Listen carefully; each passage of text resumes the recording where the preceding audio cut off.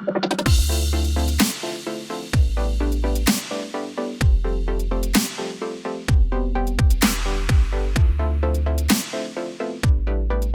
little heartos out there. Welcome to another episode of HeartSlayers. Good morning. You are here with the HeartSlayers, Derrick and Meg. I'm Derrick Acosta. I'm Derrick Acosta. What are you trying to do? I'm Meg Turner. I wanted to be you. We're going to have a weird day today. You might think I would cut this and do a second take on this I know intro. you won't. No, we're sticking with this intro.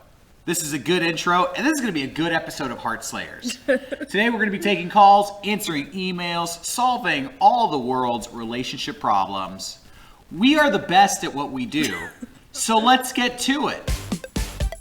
Okay, everybody, we are back here with Jonathan. Jonathan, you're on the phone with the HeartSlayers, Derrick and Meg. What's happening? Hey, so big fan of the show. Just, I wanted to call in because I'm not quite sure who to talk to about my problem. Okay. All my life, I've had Asperger's, which is, if you don't know, it's basically just social autism. And I've gotten along pretty fine with smaller things, such as like just friendly interactions, but there are still things about dating that really seem to go right over my head or that I'm just not good at. And I'm not sure how to get into practice to really, I guess, I don't want to say perfect because you never really get perfect, but get better at dating. I'm only 21, so I don't have too much experience, but I feel like I should have more. I don't know. Okay, interesting question. What do you feel, if you don't mind me asking, you say there are certain things about dating that go over your head. Can you give us an example of what that would be like? Flirting is kind of a big thing, I guess. I'm sort of naturally a flirt because it's a good way to play around with people. Okay. To get signs, but I'm not always the best at picking up those signs if they're more than just friends. Like, there have been people who I've flirted with as friends, but I never understood that they were trying to give me bigger signals. Okay. Well, you know what? That is a problem for lots of guys. That's what I was going to say. It is very hard to know when a girl is giving you the signals that she's actually interested. Yeah. That's a problem that I face. That's a problem that I think a lot of people out there face. Yeah, I don't think it's only just a guy thing either.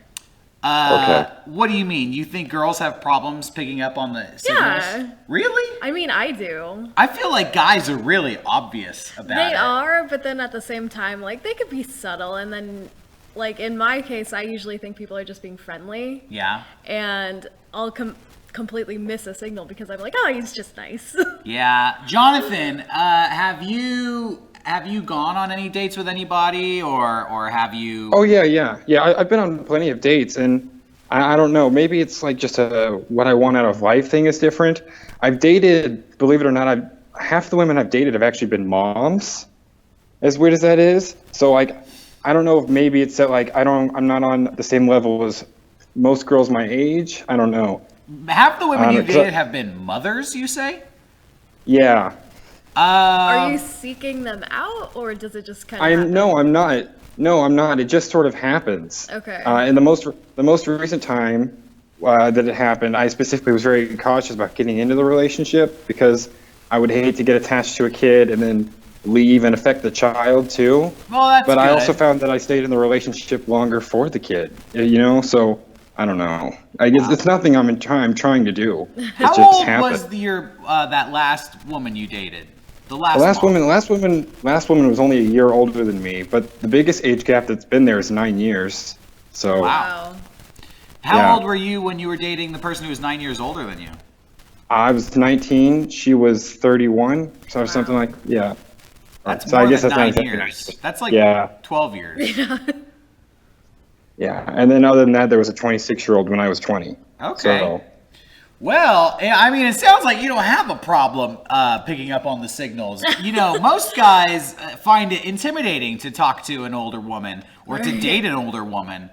So you don't seem to be intimidated by these situations or having trouble meeting people. It's just the whole thing of getting into it, I guess, that's intimidating for me is all the before stuff. Like once I find someone who I can make a connection with, that's usually that's usually the green light. But it's like I'm not sure how to get into that situation if I'm not sure how to fish out those kinds of people. Okay. But I don't know like what I'm missing. All right, cool. I'm going to solve your problem because I think I've gotten to the Gotcha. bottom of the issue here. Oh. So Right. sometimes it is hard to know when a girl is giving you the signals, Yeah. and they'll never come out right and just be like, "Hey, you big handsome hunk, how about you come over here and give me a smooch?" It's Yeah, never, no, they don't do that. It's never that easy, and I wish it was. Yeah. If the ladies out there could just be very clear and ask for a smooch every once in a while, we would solve so many problems Yeah. about the confusion of first dating somebody. Right. But what I always like to tell people is you have to kind of have a checklist about the whole friendship relationship. The signs that she's going to give you are going to be very subtle. But, and Meg, tell me if I'm wrong, or Okay. tell me if you agree. Okay. But if the girl is hanging out with you one-on-one on a daily basis, especially in the late afternoon going into the evening, Yeah. that And on is the a sign. weekend. Yeah, or if she's hanging out with you on the weekends, that is a sign. All the typical times that you would imagine a romantic date happening, like sunset, late at night, or on the weekends, Yeah. those times that she should be reserving for somebody that she wants to go on a date with, if she's spending that time with you, that's a sign Yeah. that she likes you. If you can call her up pretty much at a moment's notice and she's dying to come hang out with you with no time limit, Yeah. that's a sign That's a that she sign. likes you. She may just be a best friend. But oftentimes, sometimes, I don't know, if you spend a lot of time with somebody and you're flirty and you know that they're into you and you continue to spend time with them, it's hard not to start to develop a crush on them. Absolutely. People like people who like them. So if somebody shows interest in you, or if you show interest in somebody, and then suddenly you guys are spending a ton of time together, that should be a pretty clear indicator that there is some crushing going on there. Yeah, like if you're flirting with them and it's getting a positive reaction from them and they're spending time with you and stuff, it's going well. Yeah. Now, sometimes, it's hard to tell when somebody's flirting. They may just be making inappropriate jokes. Right. That are like sexual or romantic in nature, and you're just laughing it off. But pay attention to that, okay? Of all the things somebody could say, if they're saying flirty, romantic, risque stuff, that means they like you, Yeah. or they feel comfortable enough to bring up those subjects Right. with you in like a ha-ha manner. Right. But a lot of times people are like, haha, joking, unless you're not joking. Yeah. So that's my advice to you. I would look for those things. I would look for the commitment of time and the what am I trying to say? The fact that the other person doesn't require a big group to hang out with you, that they'll hang out with you one-on-one, and that they will say those flirty things to you. Those should be the things you're looking for. And if you start seeing all those, then you can start to think, you know what? I think this person might like me. Maybe we can do something more romantic. Yeah. What do you think about that, Jonathan? I think that sounds really good. Like I said, it's just because I tend to overlook things, Asperger's and all that, but what you said has been very helpful. And I'd like to thank you guys for having me on. I hope I didn't waste your time. Oh, Like not I said, at all. I was a little unprepared. I was just No. listening to Aquabats and dancing around the house. So Super valuable little- question. It's a topic I think a lot of people can relate to, Yeah. and it's something we haven't really talked about on this show. So, yeah, thank you very much for your call. I hope it all All right, works thank you out for guys. you. I hope All your right, next thanks. girlfriend is your age Yeah. and is not a mom and Yeah. is exactly the type of person you're looking for. Half of them have been my age, so this 50%. Okay, all right. Okay, cool. Awesome. Well, take care, Jonathan. Thanks for the call. You too, guys. Bye. See ya. All right, everybody, we're going to take an email here. This email comes from a lady who goes by the letter C, and it reads, "Hi, Derrick and Meg. I'm 22 years old and have been dating my boyfriend for 5 years. I'm sorry if the email is a little long, but I'm looking for advice on an issue that comes up in our relationship a lot, which is anger. My boyfriend has always had issues with anger. But he seems to be starting fights with me more and more. This is usually due to misunderstandings or small mistakes that I make, like being forgetful, mixing up information, or accidentally saying something in the wrong way. Although he starts the fights by snapping at me or putting me down, he blames me when I become sad or quiet in response. He then says it's my fault for becoming sad and therefore my responsibility to fix the issue, and will not stop arguing with me until I apologize. This usually goes on for hours at a time, and he will rant on, interrupting me when I try to speak, and in the end, most fights feel unresolved because I can never seem to get him to listen to me calmly or try to understand my side. Nor will he take responsibility for his anger. Compared to the past, he has toned down his reactions quite a bit. He used to be much angrier, and his curses/insults were much harsher. I try to praise him for when he reacts to things calmly and when he is nice to me. However, all of this fighting so often is starting to bring down my mood, and I'm finding it harder and harder to deal with. When he isn't fighting with me, he does make me very happy, but this is becoming so infrequent that I'm starting to consider leaving this relationship. Do you have any advice or experience with dealing with somebody with anger issues and not being able to calmly communicate and work out problems with your partner? Thanks, C. Oh, man. So, C has a boyfriend with anger issues. Seems to go off the handle at the drop of a hat. God. And then blames her for not being happy that he is getting angry all the time. Oh, my God. Oh, why are you so sensitive all the time? Napoleon Dynamite? If Napoleon Dynamite had anger issues, that would be C's boyfriend. Oh, man. So, do we have any experience dating people with anger issues, people who like to fight and have problems listening? Me personally, yes. Do you? I do. What about you? Not so much like anger issues. It was more just petty fights. Yeah. See, the person that I dated who I think had anger issues, it wasn't even necessarily that they were angry at me all the time, but they were just a very angry person. It seemed that everything made this person upset and very jealous and just competitive over stupid stuff. Right. Things you should never be competitive about. Just like, oh, that girl over there is pretty. Ugh, bitch. And just would be in a bad mood. And then I'd be like, why do you care about that person? Oh, do you think she's hot? What? And it would like start a fight, and it was so ridiculous. Yeah.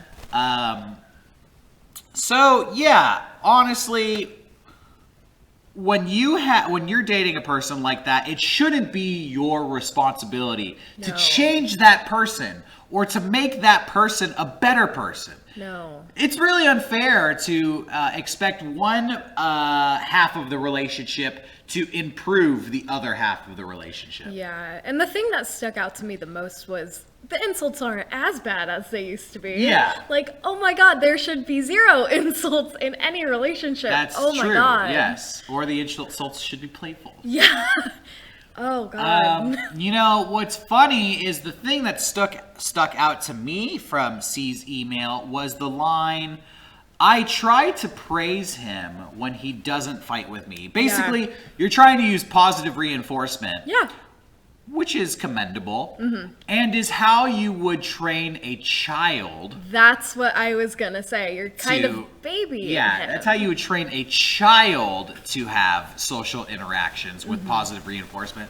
But when you're dealing with an adult, positive reinforcement doesn't work sometimes because that behavior has already been established in that person. And they could see it as condescending. Yeah, I didn't even think of that. I find that it's better to use a little tough love with the person, which is, here's what I would do in your situation, C. Frankly, I would wait until you have another fight. Then I would wait for that fight to end or peter out, Just wait a few days after the fight since you're not getting any resolution. And I'm assuming the way things go is that you fight and then you're mad and then you're just upset until you slowly calm down. And nothing gets resolved, but you're just not fighting about it anymore. Right. So it's like, well, I guess we're not upset anymore. Right. Wait until that moment when it's like, I guess we're not upset anymore, and then bring it back up. And this, I don't recommend this to everybody, but see, in your situation, I recommend bring it back up calmly and let your boyfriend know, like, hey, I want to talk about the fight we had a few days ago. Mm-hmm. And I also just want to talk about the fights we've been having very often recently. Right. And then say everything to him that you put in your email to us. Tell him your points, which were very concise and very well thought out. Yeah. I feel like you've been getting mad at me over little things or lack of communication things that are really not my fault. And then I'm upset that you become mad, and then you become more mad at me for being upset. Right. Calmly explain the situation. That's step 1. Step 2, hit him with the no bullshit ultimatum.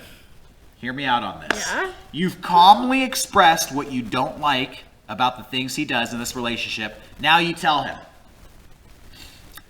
I can't be with somebody like that. And I'm not going to be with somebody who treats me like that. Absolutely. So if you want to save this relationship, you can't act like that anymore. And we need to find a way to not have these fights. And if that is not something that we can figure out as a couple, I don't think we can be in a relationship anymore. Or we're going to need to take a long, long break and be apart from each other until we can figure out how to be together without acting like this. Right. And you have to be tough about it. I'm telling you, I've been there, I've had this conversation, and I know other people who have had this conversation, and it works. But you basically need to instill the fear. Like, I'm gonna break up with you. Into your partner. Basically let them know, like, hey, I love you, but you are a piece of shit right now. Yeah. And I'm dating a piece of shit, and I'm willing to keep dating this piece of shit, but you're not going to be a piece of shit anymore. Yeah. Basically tell them that. I love you, but you're crappy, and I'm giving you an opportunity to not be crappy, and if you choose to continue to be crappy, you're going to be crappy for somebody else, because I'm not going to put up with it. Right, because you don't deserve to be treated like that. Nobody does, obviously, and I hate to say it. Well, I mean, I don't hate to say it. No, Derrick's absolutely right. But there are other people out there that will treat you a lot better and who's not going to insult you and get mad at you. Yes. And get mad at you for being sad because they upset you. And see, one last thing to consider this. You probably haven't even realized this. This is kind of like an abusive relationship. Oh, it's not a kind of at all. This is textbook. Oh, when things started, they were so good. Oh, I wish we could go back to that, but it's, more and more and more he's fighting with me and he's getting angrier, and the way you've treated him up to this point has reinforced that it's okay for him to do these things to you. There's no consequence. Yeah, because you're eventually just going to roll over and you're not going to hold him to it, and eventually you're just going to be really passive and forget the argument, and he's going to be able to continue doing whatever he wants. Mm-hmm. There are no consequences, like Meg said. So you need to show him that there will be consequences, and then you need to hold him to those consequences if he doesn't believe you. Yeah. Because you guys are in a cycle of abuse here, where he yells at you, he gets mad, and then he blames you for getting mad at him when he's causing the problem, and then it all starts over. Yeah. You don't deserve that. Nobody deserves to be in that cycle. You've come to the point where you're ready to break up. The fact that you're going to give him another opportunity to fix his self-sabotaging behavior is really nice of you. Yeah. And he doesn't deserve that. Yeah, he should realize that this is a great opportunity for him to fix this relationship. And if he's not going to take that opportunity, if he's not going to make the effort to fix this relationship and actually have a good relationship with you, then what is the point of staying in this relationship? Mm-hmm. There is none. No. You both need to make an effort to make the other person happy. If one person isn't willing to do that, then you need to find somebody else who is. Yes. I think that's all there is to say about that. Thank you for your email. Good luck. Please let us know how this all works out. Give us an update if you can. Please. Take care. Bye-bye. Bye. All right, everybody, we're going to take another email. This one comes from a guy who goes by the letter D, and it reads, Hi, Derrick and Meg. I kind of have a somewhat multifaceted problem. For context, I'm 26 and out of college. The main issue is I have trouble meeting people. I tend to do very well in social situations and make connections super easily and have no qualms about chatting up any member of the fairer sex. I'm rarely hesitant, and if I am, it's more due to some general anxiety than a lack of confidence with women. That said, I rarely find myself actually in social situations anymore. The social circle I've maintained over the years is pretty small, and when we do stuff together, it's fairly private amongst ourselves. It's not just at each other's houses or whatever, and we're not exactly throwing or attending high school parties like we used to, or even going out often.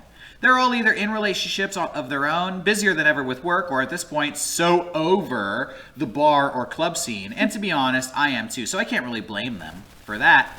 It doesn't seem to appeal to me at all. Especially not as someone who'd essentially be on their own. Just seems weird to me. I miss being in school and being able to chat up girls at pretty much any given moment, anywhere on campus or in class. It all felt like one very ripe social environment that I haven't experienced anything similar to since.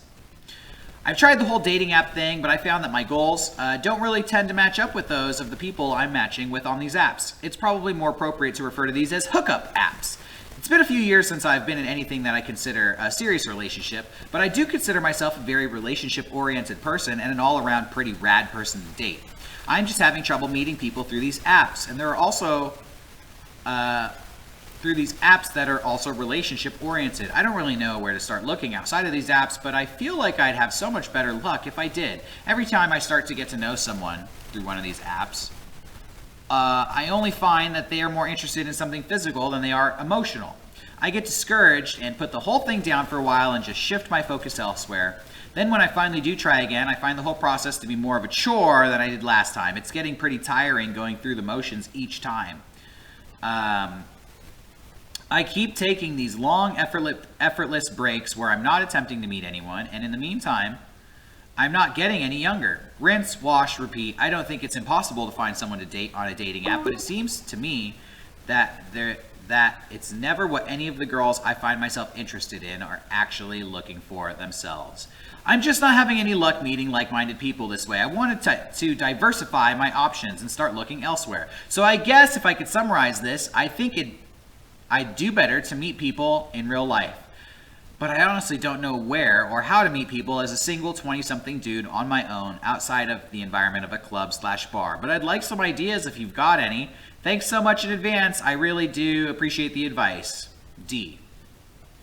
Okay. It gets so hard to meet people when you get older. Yes. So this is a pretty common problem. Let's let everybody out there know who's young. Maybe you're still in high school. Maybe you're still in college. And you think, man, I can't wait till I'm out of high school because I'm going to have all this free time to do whatever I want. Me and my friends are going to party. That lasts for like a year, 2 years, 5 years if you're lucky. Well, I guess some people have that for their whole life. But yeah, that's not the common experience. No. Usually you're in school, you're mingling with thousands of people, there's potential friendships and connections to be made. You're going to meet people you like, you're going to meet people you don't like, and people you're indifferent to. And then you leave school and you get a job, and it's the same thing, but with way less people. Now there's maybe 20 to 30 people. Mm-hmm. And then maybe you go and get a better job with less qualified people. It's not a job that anybody off the street could have. You're not working at McDonald's or the mall anymore. You're in a room with maybe 8 to 10 people. What I'm getting at is as life goes on, you're going to find your social circles get smaller and smaller and smaller. And it's hard to meet new people, and it's hard to socialize with your friends. Yeah. So that is not just your experience, Dee. That is the common experience. Yeah, it's really weird to think about, but it's true. It's very true. You need to make an effort to stay social with your friends. It's a lot of freaking hard work. Mm-hmm. It's like a second job. You're calling people on the phone. You're writing down schedules. Oh, you got this thing with your wife. Oh, you've got this thing with your kids. Oh, you got this thing at work. Oh, you're feeling lazy today. Like, it's so much bullshit just trying to keep up with your friends. Yeah. How do you do it? How do you meet new people? I agree. The bar, the club scene is kind of boring. Yeah. It's not for everybody. No. I think the funnest time you can have going to a bar is when you're going with a big group of people you already know. If you're going to a bar to meet people, doesn't sound very fun. I don't think many people are too open to that either. Unless you're like really cool and like hilarious and like, whoa, who's that guy? Who so rarely do we meet a person like that at a bar. So where do you meet people? How do you keep your social life alive as you get older? When you're not interested in going to bars and you're not doing school stuff anymore? Well, there's a lot of stuff that you could do that might seem lame at first, that you could do like by yourself. Like you could go to a concert and just like hang around and talk to people around you. You never know what might happen. No, I think that's a good idea. Because you're like sharing a common interest like in music and that kind of stuff. Or see, I think that the thing about school, which makes it so easy to socialize, is you guys are all taking the same classes. So you're all getting hit with the same information and you're kind of all living with the same stimuli. So it's easy to talk to people, especially when you're in class together, because you could talk about, yo, what'd you think about that lesson? Yo, wasn't that funny when the teacher burped? Yo, you're spending time in a similar place and you have similar topics to talk about. Right. So I think when you're out of school, what's important to help your social life thrive is to put yourself in situations where you can talk about common knowledge with people. So you go to, like Meg said, you go to a concert of a band you like. You kind of explore your own personal interests and you meet people there that share those interests. Yeah, and there's like social groups for adults, like gaming groups and stuff that you could go to. Yeah, that's the next thing I was going to say. If you're not going to concerts, you can go look up, like there's comic book stores that have meetups and like reading nights. This is all really nerdy stuff, but there's, social groups for gaming, but there's social groups and just meetup groups for any topic. So whether you're into, I don't know, jet skiing or fermenting your own beer, or you want to be an author and you could join a writer's group. So basically, now that you're out of school, you need to look into yourself and find out what you really want to do with your life. Whether it's like, I'm an outdoorsy person, I'm a creative person. I know I have friends who are artists that go to like artist meetups where everybody sits around, it's at a bar, but they all like have a common thing to draw and a time limit to do it. And you're talking to people who are into art. You can talk about your experience with each other. You can compare your artwork that you've done. Yeah. So I just think finding some sort of hobby or interest that you have and going to an event centered around that and meeting other like-minded people is the perfect thing for you to keep socializing. And while you're there, maybe you'll meet somebody that's cute. Or maybe you'll meet somebody with friends who has friends that are cute. And then you guys can hang out outside of that event. Hey, let's go. Come over to my house and let's party over here. Or, let's go see fucking the movie. Let's go see the new superhero movie that's out right now. Whatever. But it might seem a little intimidating, like, oh, I'm going to this thing alone. Yeah. And I'm going to have to interact and socialize with people, especially like if you might have some sort of social anxiety. But I think putting yourself in an environment where you find a common ground with people is great. Yeah. And most people go to those things alone. Yeah. Most people are going to those social events or meetup events because they're just like you. They're a little bit older and it's like, shit, I miss having friends. Yeah. And they're all looking for the same thing, which is like a like-minded, cool person to be friends with or maybe start a relationship with. That's a common, goal for people who go to these things. So just remember, when you go to a meetup like that, if you have any anxiety about it, everybody there is doing the same thing as you. Everybody's looking for a friend. So just keep that in mind and make it really easy. Yeah. Just be aware of the situation. Be like, yo, that person's looking for somebody to talk to. I'm looking for somebody to talk to. Let's talk. And it takes a little bit more effort, but you'll find it's very similar to how it was when you were in school. Once you get there, it's like, oh, I know how to socialize. Exactly. Whereas if you went to a bar, you don't know if you have like a common interest with that person. Yeah, it's like trying to do the same thing, but without having done the prep work. Yeah. I'm looking for somebody with the same interest as me, but I'm in a place where I don't know if anybody here has that. Like, cool, we both like drinking. Cool, we're both lonely. Yeah. We're both here alone at night. Maybe we could be friends. I don't know. But I will say about going to bars, there's a lot of concerts and bands play at bars. So that might be a good reason to go to a bar. Yeah. To see a band that you like. Yeah. And then, you know, if you see that band over and over, you'll start seeing other people like you who are always at the show. Mm-hmm. And then that's a common ground once again. Yeah. That's your in. So that's our advice to you. Thank you for your email and good luck. Okay, everybody, we're going to do another email here, and it says, "Hey, HeartSlayers. There's a girl that I'm interested in that I met through my university sports club. It's fun talking with her, and we share a good rapport and crack jokes a lot. I found out some of my friends are secretly shipping the two of us, so I guess we're pretty close. Recently, she helped organize a really thoughtful birthday gift for me with my other friends, and that kind of made things click for me, and I decided that night to ask her out. I was about to do it, but when I saw her, I didn't feel any excitement. I don't think it was a nerves thing, but when I saw her, I didn't feel attracted to her. I do think she's fun and easygoing to talk to, but to be honest, I don't feel any kind of physical attraction to her, and it kind of stopped my confession right there. It made me feel like the shallowest guy in the world. I'm not fantastic looking either, but I don't feel my heart race when I'm around her. I don't know if that's something you should feel all the time when you're around your significant other, or if it's just movie nonsense. I don't know if it's the pressure from my friends or because I'll be graduating soon, but still, I don't want to lose this chance at a real relationship. I haven't been in a serious relationship before, so I don't have much experience in how this all works. I don't know if I'm confusing a strong friendship with the pressure to be in a committed relationship.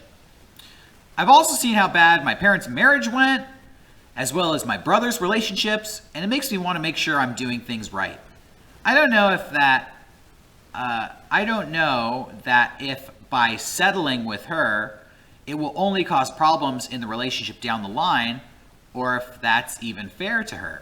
Do you think that attraction plays a big part in relationships? Right now, she feels like a good friend, and it's the comfy kind of relationship where I can feel myself spending a lot of time with her, but I don't know if I can develop an attraction down the line.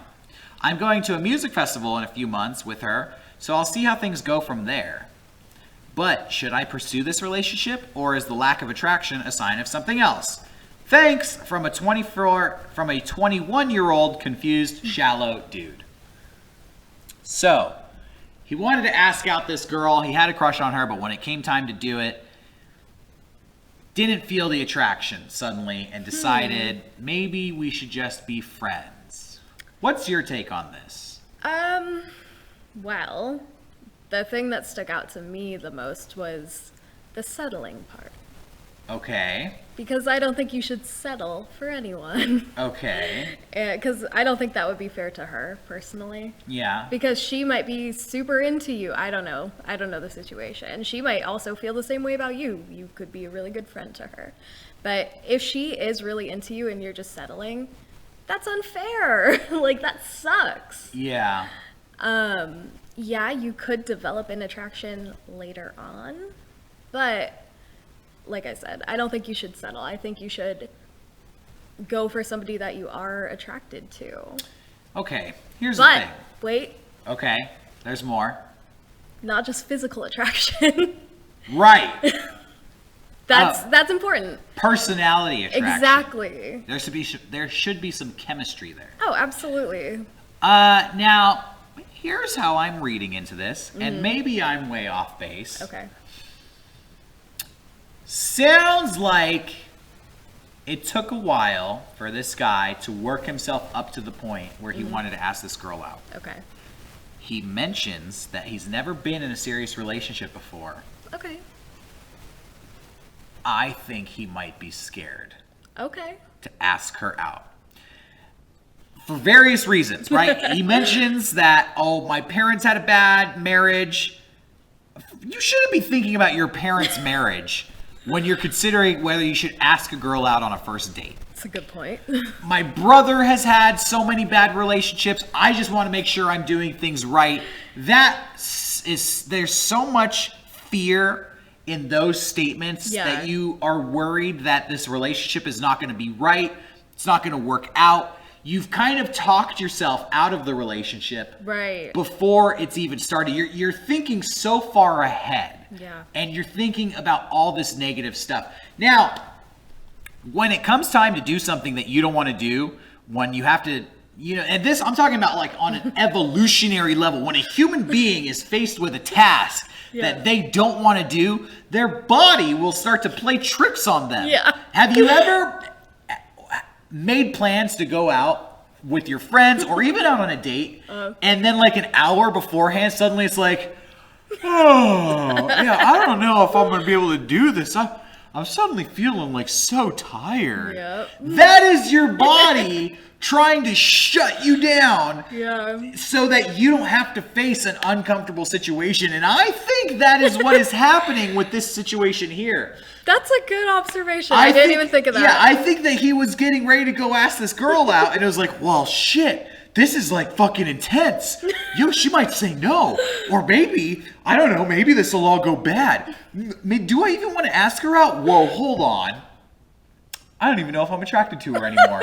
Wait a second. I think that your body, and maybe you're not even aware of this, I think your body is going into like, no, self-protection mode. Don't put yourself out there. Yeah, because it's new and unusual. Yeah, and you need to fight through those feelings, break through it, and dude, suck it up and ask the girl out on a date. Listen, if it doesn't work out, that's okay. Yeah.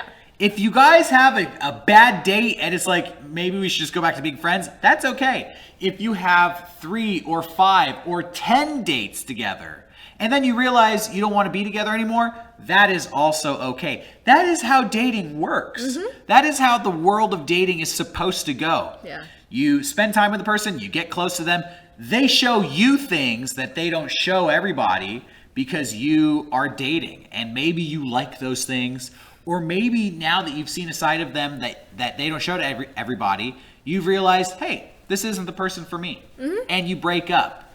So many people out there think like, oh, if a relationship breaks up, I'm a failure. And I don't want to have a relationship if it's going to break up. Right. Most relationships end in a breakup. Mm-hmm. If you're going to be dating and having relationships, you need to be prepared to break up. Not immediately, though. Not immediately, but you should. Hey, young people out there watching this show, don't go through life thinking that you're never going to have a breakup. Yeah. Go through life knowing that you're going to have several breakups, but every single breakup is going to be an opportunity to learn what you are looking for and to help you find that person that eventually you're going to stay with forever. Absolutely. The odds of you finding your soulmate the first time out are very slim.